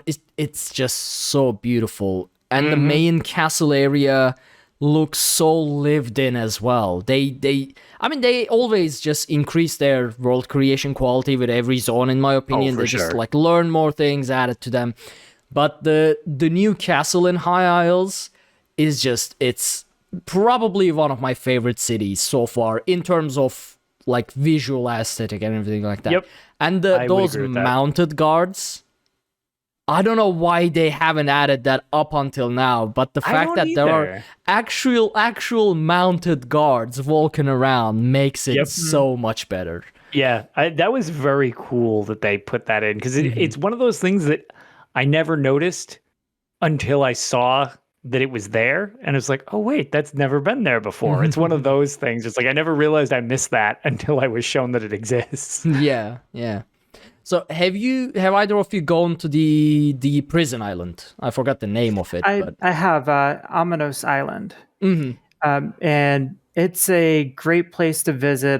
There's not really much for you to do if you're crafting or anything such as that, as the anemones are very small within Amanos Station. But there's lots of story content there, and it's interesting as it's a prison island where prisoners are shipped to from all over Tamriel. And the prisoners that are there are processed to where they can't leave the island, otherwise they would die. And it creates a really interesting dynamic when you get to meet some of these prisoners and how they're living on this island. And they did a really good job with the rainforesty vibe as well, which so when they first mentioned that they made a forest, I really thought, because of the performance limitations that the game had so far, I was like, okay, that's gonna be like a forest again, but it's really like a forest this time, and it really has the vibes of a jungle, which was one of my like problems with Elder Scrolls Online, that the jungles or forests in the game felt like just, a few trees here and there type thing. Sure. This one is actually very dense, and I love that. As I feel like I'm gonna spend a lot of time in that specific zone just because of that. Did either of you mess with the trial at all on Amanos? I visited it, but I didn't play through it. Okay. I found it interesting that the way you got onto it was a ship that was at the very northern part of the island. That's a large ship that you go to enter the trial, but I didn't actually get to experience any of the actual trial. Yeah, I didn't either. I didn't really feel like doing it super shorthanded or anything like that, because I feel like I like doing these things pretty clueless going into them, so I didn't really want to ruin the experience by like messing around with it, but then also doing it with like 4 people or something like that. It's like, no, I want to do this with like a full team of 12 of us going in. So I kind of intentionally just stayed away from it. Yeah, unfortunately this time around I had like a lot going on and ended up not being able to play as much as I did previous times. Yep. So I got to like explore and mess around with it a lot less. But still, like from the very limited time that I've spent in it, it's just, I don't know, it's a gorgeous zone. And the storyline so far, from everything explained, because I didn't touch any quests or anything like that. There was actually, I think, a member of the like Italian community that pretty much finished, I think, the storyline. He just went full at it. But I don't know, the idea of touching back finally after 8 years at Three Banners War is great. And I'm really curious about where they are going to take that. Like, are they going to just end the quest line with, oh yeah, we attempted to finish the Three Banners War, but failed, whatever? Or are they going to continue expanding on that? And do they have any plans towards the Three Banner War storyline affecting how Cyrodiil works at some point? Like, maybe it would be drastic, but like, hey, Three Banners War is ended, Cyrodiil War is shut down, but here's a different, like, Cyrodiil type gameplay war thing. I don't know. But like, if that storyline would ever affect the PvP side of the game, that's what I'm really curious about. I would love it if they did it to where they end the Three Banner War and you begin rebuilding Cyrodiil, to where not so much taking away the Cyrodiil from the PvPers, but more as in another instance of Cyrodiil that takes place after the war. That's a PvE zone. Because I know lots of people that would love to experience Cyrodiil but don't because they're afraid of PvP. And it has a lot of, they could even just map over what they already have and build upon it instead of having to work a zone from the beginning. I would love to have a separate instance of Cyrodiil where it is expanding that storyline. That would be so good. Okay, now I'm expecting this in the future of ESO. You just gave me something to like hype in ESO that we don't even know if it would ever like be a thing or not. I'm trying to think. Otherwise, going back to High Owl, I didn't really get to experience any of the stories either because I wanted to try to not spoil myself. And totally hear that. It's hard to be able to balance spoiling a story while also trying to create an article for it. So best way I thought of doing it was barely touch upon each of the stories, but don't actually complete anything so that if I spoil something, it's accidental and not intentional. Gotcha. Yeah. It's like, I didn't play it. How would I have known that was coming up next? Right. So I'm trying to think of anything else that I did in the... I mainly focused on the card game thing. I messed with the card game, and mine was really just a lot of exploring. I was somewhat limited on my time, as I had talked to you about prior to ARC, as I ran into a very peculiar technical difficulty that prevented me from getting on for a few days, which sucked, but they managed to help out and get it fixed, so I got to mess around with it somewhat. But I probably would have, I don't know, had I been able to do, I don't know though, because it is still kind of spoiled the trial. I was going to say maybe I would have tried to get a team to go in for the trial type of deal, but I'm not entirely sure I could say that I would have done that, just because it's like, well, it's not done, and I'd rather see it done than to see it like in progress of being done type of deal. I did hear from some of the other people in the community, because I've been watching other people's videos. I did hear that it's a lot of fun though, and pretty creative. So like that's good to know. All I've seen about the trial is Nefes's amazing drawing of it. Oh my god, scribble. Yeah. His drawing is priceless. Amazing. But yeah, I guess any other points of note that anybody has specifically from the thing?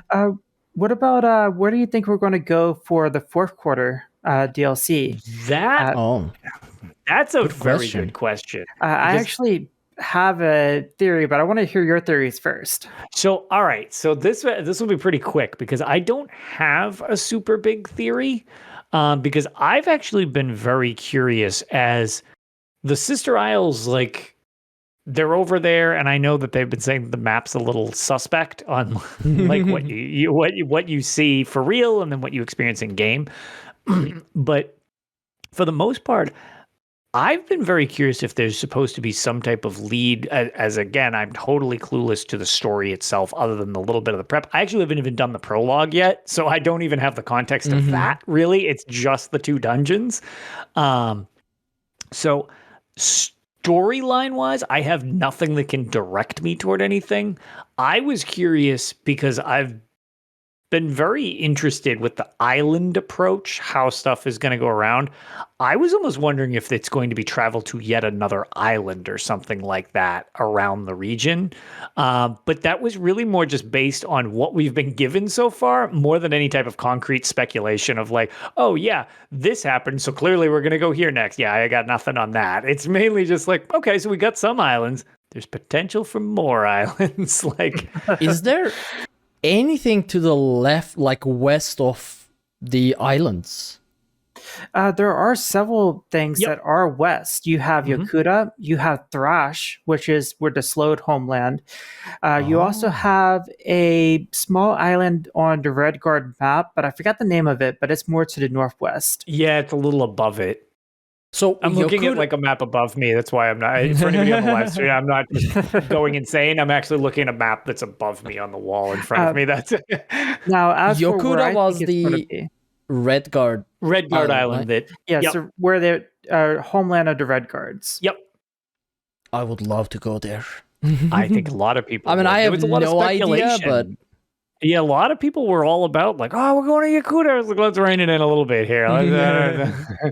I go nuts, but I don't know. So I'm very curious. What are you thinking, Benefactor? So what I'm thinking is that within the history of the Citrus Island books, the 7-volume series, there is mention of a couple of other islands that we don't really get to visit. There's Yephalon, which is where a certain Druid clan that is really reclusive lives. Okay. And they've made some references to stuff about Druid. Okay. All right. I like where you're going. And then the second one is going to be Galen. Galen is an island that is associated with the Bretons, the Druids of Galen from Arena. Sure. And in the book, it mentions that there is an island called Galen. And then there was a second book that I found about one of the houses, House Mornard, I believe it was. Okay. They're one of the main factions that used to rule over the Citrus Islands, and their base of operations has moved to the island of Galen. So I think it's a really strong possibility that might be where we're heading next. That would be very cool. Right, and yet another tie-in back all the way to Arena stuff, which they've been enjoying doing for, I don't know, lore nerds like us who have any context for some of the older games. But no, I like that. That would actually be very cool, because like, again, that's just like where I was just like, I don't know, speculation wise on island things. It's like you've actually got some concrete examples on why it might actually be like some of the other islands in the region. So I like that. That would be awesome. Yeah. Also, who are druids in ESO? Because up until now, I had never heard about the druids in Elder Scrolls. It just never like came in front of me. And when I think of druids, I think of druids in terms of like Dragonlance or D&D or Forgotten Realms, which are, the dudes that can turn into like the animals and stuff like that. But I don't think shapeshifting is a thing in ESO. So, well, other than werewolves and vampires, but yeah, well, you've got the Bosmer too. That's true. Wait, Bosmer can shapeshift? Yes, with the Wild Hunt. Yeah, the Wild Hunt. Heck. It's also I was going to say no. Yeah, it totally is. It's kind of frowned upon because it's not. You're basically rejecting your solidified form and going back to like the free form version. But I mean, they have the potential to do it. It's just one of those things that's considered kind of a no-no, especially if you're a follower of the Green Pact and stuff. It's like, all right, let's not be shape-shifting. That's why the Wild Hunt is kind of like a, oh shit, we're doomed last resort type of deal. It's kind of like the panic button because also they have like no control over it and it does irreparable damage to everything. But the Wild Hunt's interesting as well because it's where a lot of creatures, it's where new creatures are born from because it shapes them into new forms, and then they all end up killing each other in the end, and then one is left. So you have a new creature, and you might have these individual creatures out there that were born from this Wild Hunt. Yep. Oh, I had no weird, idea. Freaky stuff. The Wild Hunt. Oh man, you know what? This is a note for Lorecast. I gotta jab Tom for this. We're gonna have to do a Wild Hunt episode. Wild Hunt is very cool. Going back to the difference between where the druids come from, they came from the original Bretons when they found Y'ffre.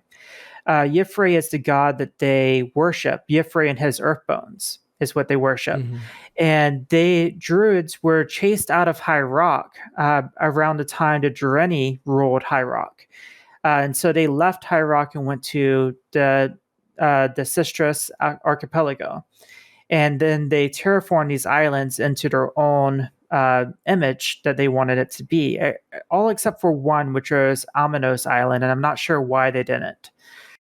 But they're different from other types of nature Bretons that we've seen in the past, such as the Weird. The Weird are covens that are made up of just females. And the Druids, on the other hand, they incorporate other races. You'll find high elves within the Stone Lore Circle that have joined them.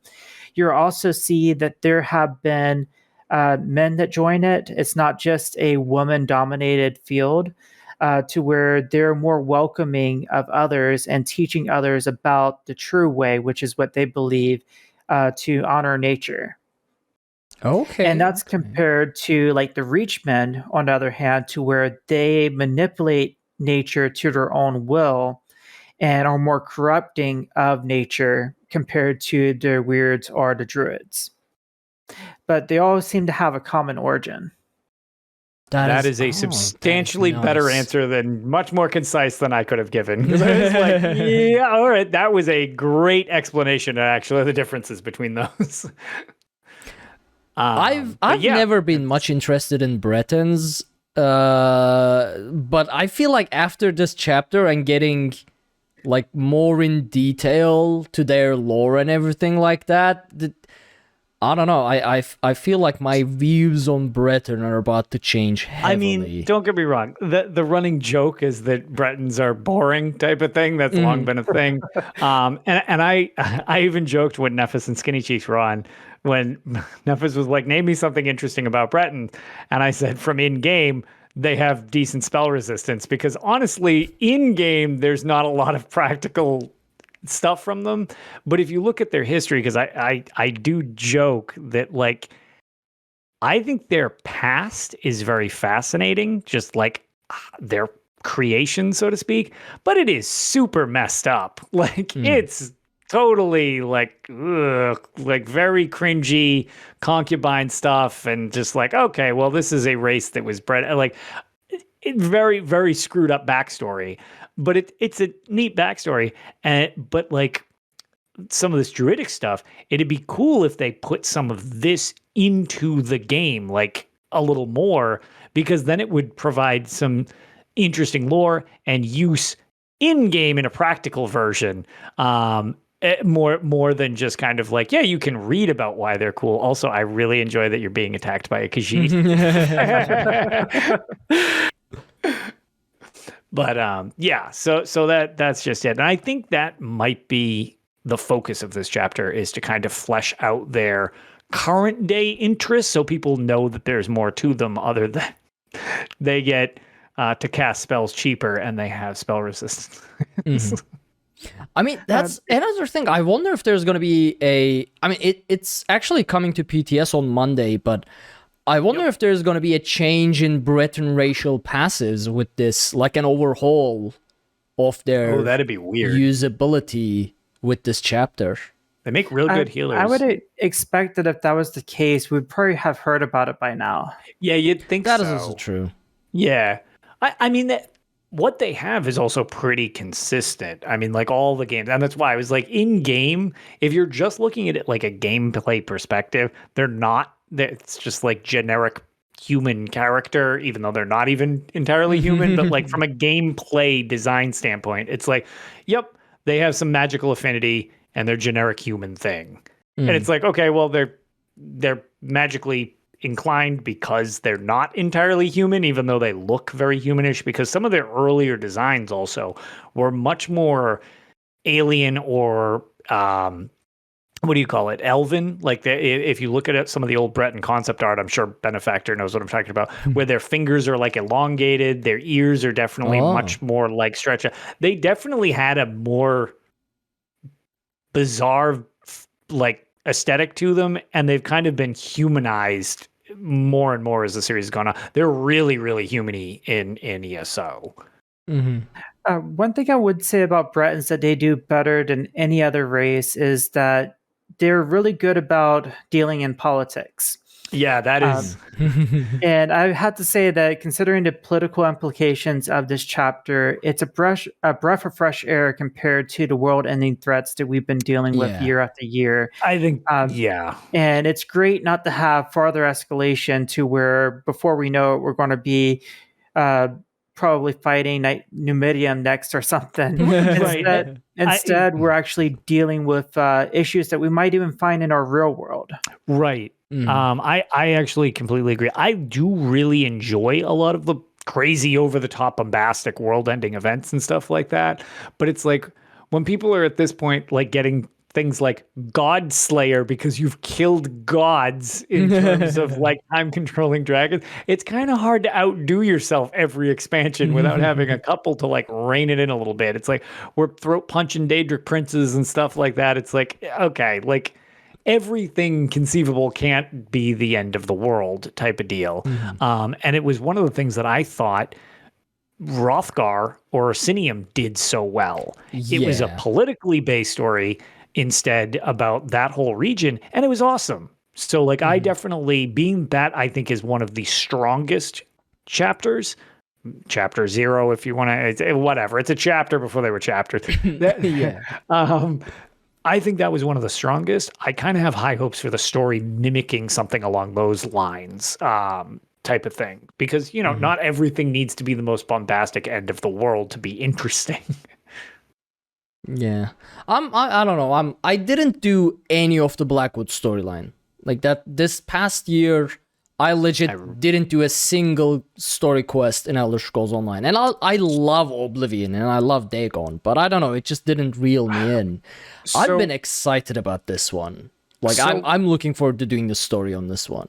One thing I will just say is, because I don't think you're alone in that, and they've had hit or miss with some of their mainline stories, because a lot of them, for a while, it's been world-ending event, world-ending event, world-ending event, and people are having world-ending event fatigue because they're like, look, the world's not going to end. You tried it 5 times. Like, we win. Like, but Blackwood I thought was good, but it was a good prepper. I really enjoyed the Deadlands because they got weird with Deadlands. And when Deadlands ended, the tie-in made Blackwood worth it. But Blackwood, I can understand why people didn't get super invested in. I liked it, quite a bit.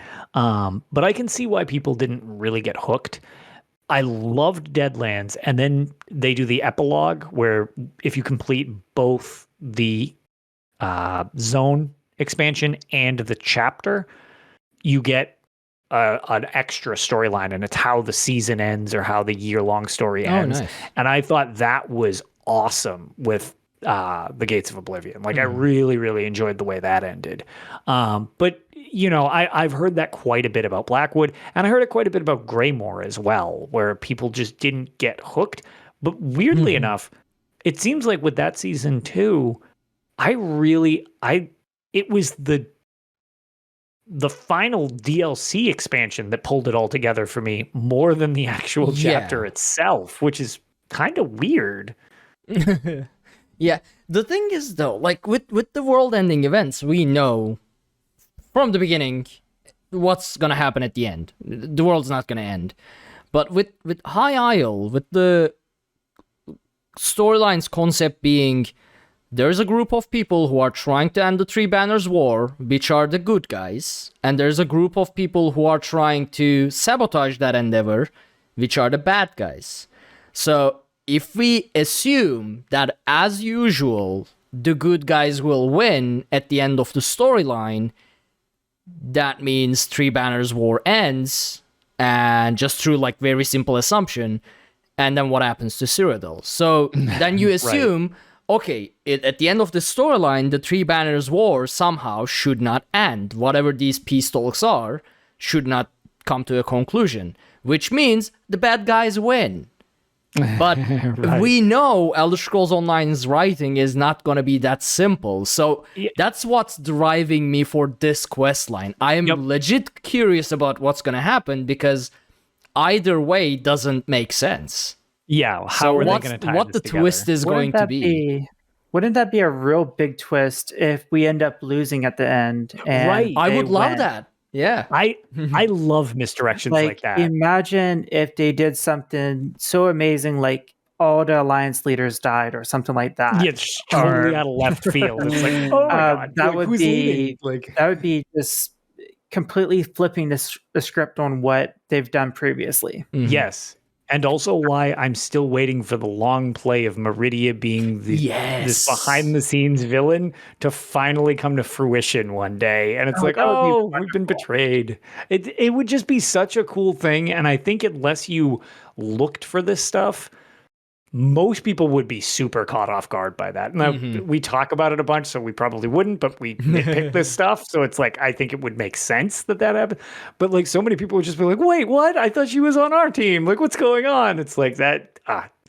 So much potential. And they do stuff like that sometimes. They haven't really capitalized too much on it in ESO yet with the complete misdirection of like a main story. But yeah, I think they have potential, and this could be one of them. I do feel like they're held back a little bit by them wanting to say that any chapter can happen in any order. There's also that. And I feel like that holds them back on being able to tell a story that continues on from previous stories. Sure, that's very true. And when you get characters you don't that have appeared previously, you don't feel like they're in as much danger because of that. Right. Yeah. No, that's a valid point.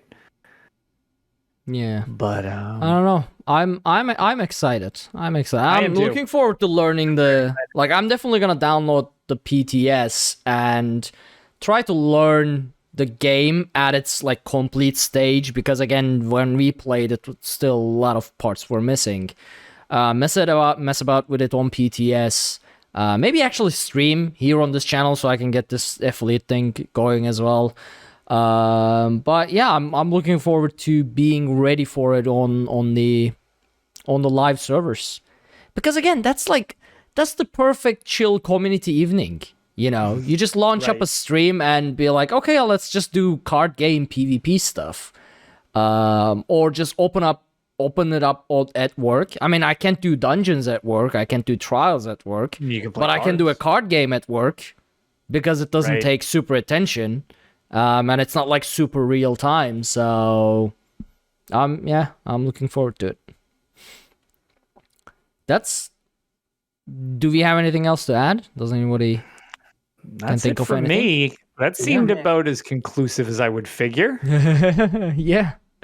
In that case, that brings us to the end of the show. So I want to just I tossed it in the notes late because I actually forgot. I want to just shout this out right before we do the closing. As a request from a friend of the show, Deltia. Yeah. So it's not happening just yet. So Deltia shot this over to me, and it's another awesome cause that I think is as we do with my extra life and stuff like that. I always like when people use gaming for really good things, especially those in need and everything like that. Currently, right now, there are a ton of streamers available for it. There's the Playing for Joeys for the Make-A-Wish Foundation in Australia. So that's currently going on with a ton of ESO streamers, Matty Gone, Cynical Alchemist,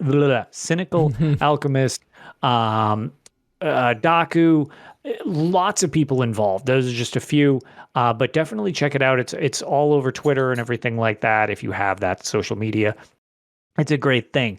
This one is on the horizon, and as you know, Deltia has been a host on the show as well as joining us, and is all around just a great dude. I wanted to try to do what we could to help him out. So Deltia has done this for a while now, and actually shortly after his return, this was his first 24-hour marathon, I believe, was for the Fisher House. But he is doing a charity live stream for the Fisher House on the week of April 25th, I believe it is. Yes, April 25th. We can put a link. I'll give you the link, Arc, so we can put it in the description for people so they can click on it. It's through Tiltify if you want. It's verifiable. You don't have to worry about anything sketchy. I always like to make sure that everything's nice and transparent for people so people can feel comfortable supporting these things. But the Fisher House is sort of like a Ronald McDonald House, and it offers families of military members a place to stay at no cost while they provide support for their friends and loved ones. And there's actually one in his hometown of Nebraska. So it's something that he's very passionate about. He's going to be doing a whole bunch of streams on it. I assume he'll have more details to come. He can explain himself. Deltia's gaming. I mean, he's all over the place in the community as well as elsewhere, so it's easy to find him, but we'll give you the link to it.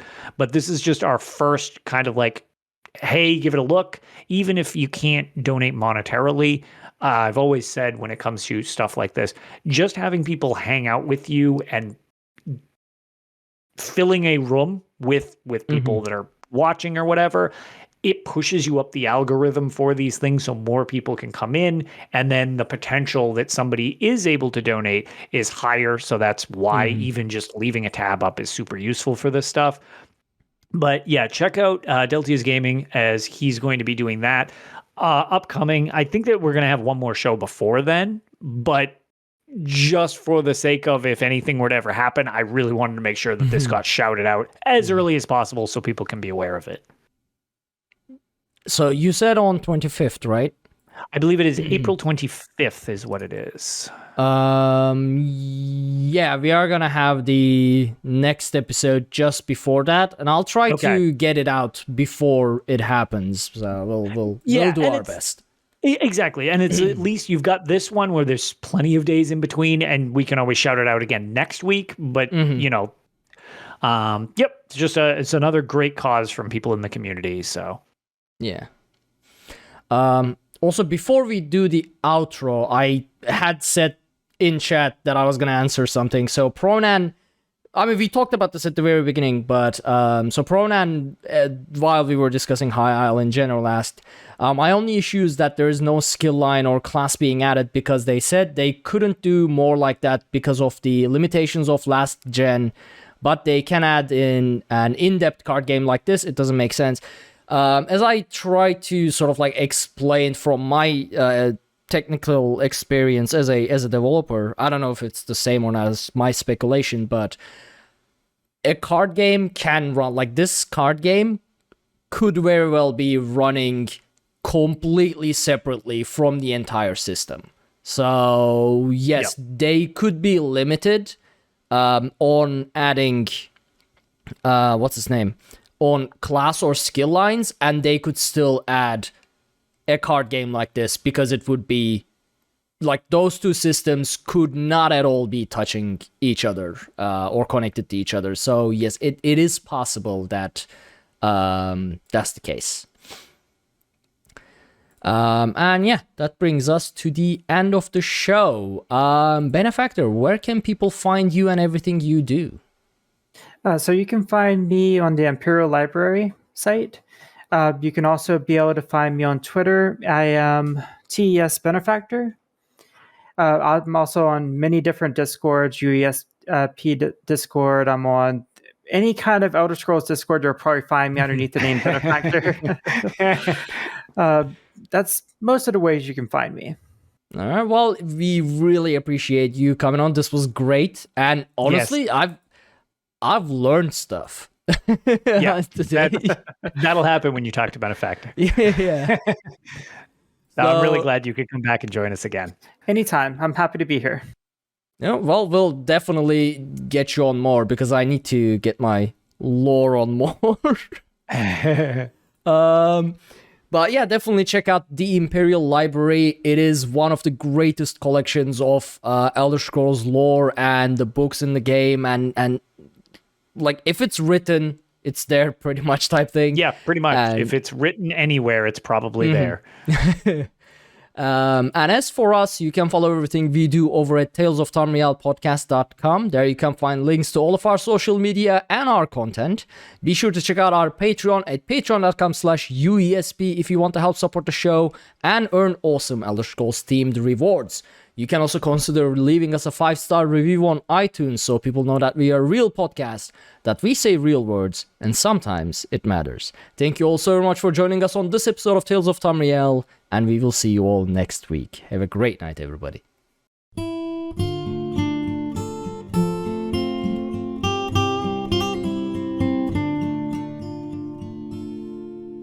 When Akatosh slew Lorcan, he ripped his heart right out. He hurled it across Tamriel, and the heart was heard to shout, red diamond, the heart and soul of men. Red diamond, protect us till the end. The laughing heart sprayed blood afar, a gout on Seer it fell, and like a dart shot to its mark down in an alien well. Magica fused the Lorcan blood to crystal red and strong. Then wild elves cut and polished it down to Chimel at a ball. Red diamond, the heart and soul of men. Red diamond, protect us till the end. When elves lost Nirn to men, Akatosh gave the stone to Saint Alesh in token of her right to sit the throne. Red diamond, the heart and soul of men. Red diamond, protect us till the end. Red diamond, protect us till the end.